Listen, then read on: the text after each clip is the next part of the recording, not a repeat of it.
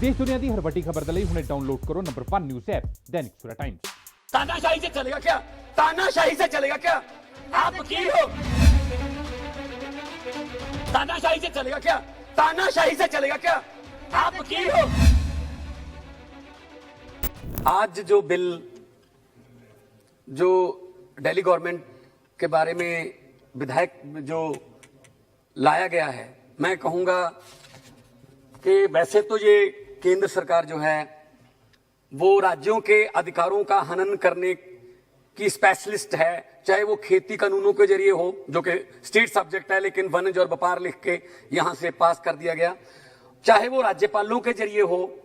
मैं अध्यक्ष जी थोड़ा मुझे समय दे दीजिएगा क्योंकि मैं आम आदमी पार्टी को बिलोंग करता हूं और हमारी सरकार को शक्तिहीन करने का ये बिल है। मैं सबका बहुत धन्यवाद करता हूं जिन्होंने इस बिल को जो है विरोध किया है, क्योंकि कल बारी किसी की भी आ सकती है।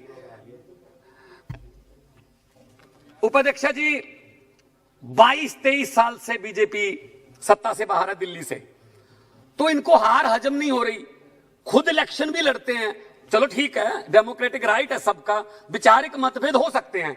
आप हार गए तो विपक्ष में बहना सीखिए। आप पहले इधर भी तो विपक्ष में बैठते थे, अब विपक्ष में बहने की आदत, विपक्ष में बैठने की आदत छोड़ रही है बीजेपी।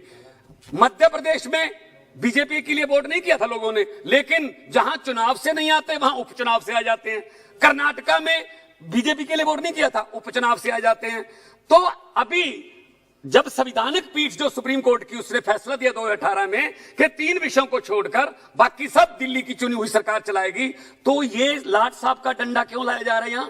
आपको पता है मैडम, जिस घर में एलजी रहते हैं, अंग्रेजों के जमाने में वहां वायसराय रहते थे, शायद उसी वायसराय की आत्मा जो है आप उसके जरिए दिल्ली को चलाना चाहते हैं। फिर इलेक्शन करवाने का फायदा क्या हुआ? इलेक्शन करवाने का क्या फायदा हुआ मैडम, जब दिल्ली का मुख्यमंत्री कोई फैसला नहीं ले सकता?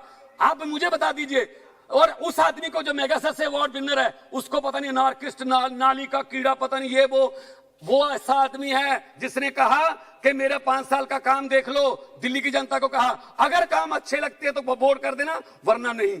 आप कर सकते हैं, इसके लिए जिगरा चाहिए। आप कहते हैं ये तो जुमले थे, 15 लाख ये काला धन जुमले थे। इसलिए मैं ये कहता हूं अपने मैनिफेस्टो में पूर्ण राज्य की बात करते रहे। आडवाणी जी बात करते रहे, वो अलग बात है, उनकी बात के आप हर बात उल्ट चलते हो। शायद आडवाणी जी की याद दुखी हो रहे होंगे कि ये क्या हो रहा है। असल में क्या हुआ, जब दुखी किस बात से, 2-3 बार तो मुख्यमंत्री के घर पे दरोगे भेज के रेड करवा दी। पहले हमसे एंटी करप्शन ब्यूरो छीन ली। अब क्या दिक्कत है भाई, आपको क्यों विपक्ष में बैठने से दिक्कत क्या है? आपकी 8 सीटें हैं, 8 एमएलए हैं, वहां रखें। आपने यहाँ पे बिट्टू जी बैठे हैं, आपने यहाँ पे कांग्रेस को जो एलओपी का दर्जा नहीं दिया, लेकिन हमने जब आपके 3 थे ना उसको भी एलओपी बनाने का दर्जा दिया था कि लोकतंत्र है, भले ही 3 है, हालांकि परसेंटेज के मुताबिक वो बहुत कम थे।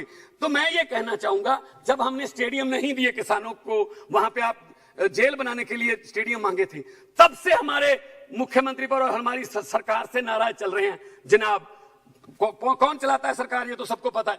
तो आप मुझे ये बता दीजिए, मेरे सामने बैठे हैं साक्षी महाराज जी, इनका बयान पिछले कुछ देर पहले का कि अब देश में चुनाव ही नहीं होने चाहिए। कल यही भी बिल ले आओगे कि देश में चुनाव नहीं होंगे, पुतिन की तरह 2036 तक मोदी रहेगा। है ये फेडरल स्ट्रक्चर कह रहे हैं आप किसको? मैडम मीनाक्षी जी आप कह रहे हैं फेडरल स्ट्रक्चर से हमारा देश नहीं चलता, तो कब आप मुझे बता दीजिए तानाशाही से चलेगा क्या? तानाशाही से चलेगा क्या?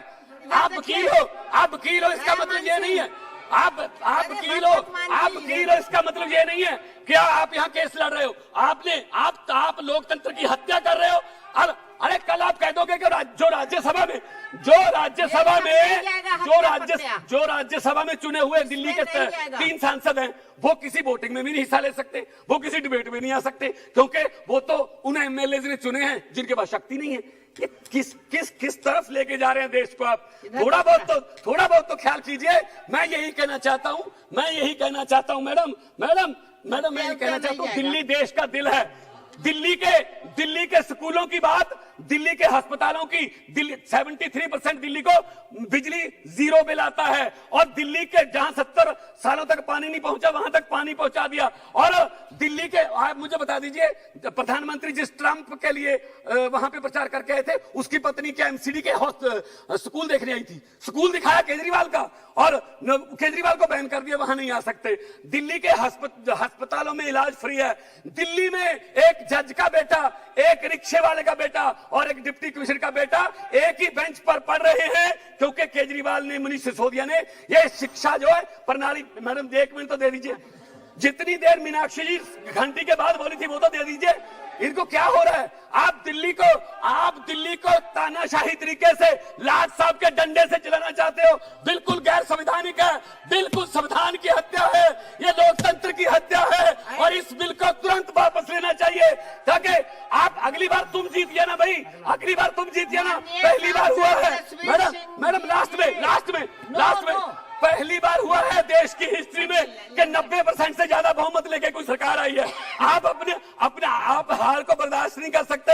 हारना सीखिए, वरना इतनी बड़ी हार आप झेल नहीं पाओगे फ्यूचर में। All world open challenge 17 time gold medalist मियां रफीक मोहम्मद, पंडित, मौलवी, बेगम, तांत्रिक, इन चोरा ठग्गा तो सावधान। स्पेशलिस्ट वशीकरण, सट्टा नंबर, लव मैरिज, पति पत्नी च अनबन, विदेश च पक्का होना, कारोबार दा ना चलना, सिर्फ 31 घंटियां विच समाधान।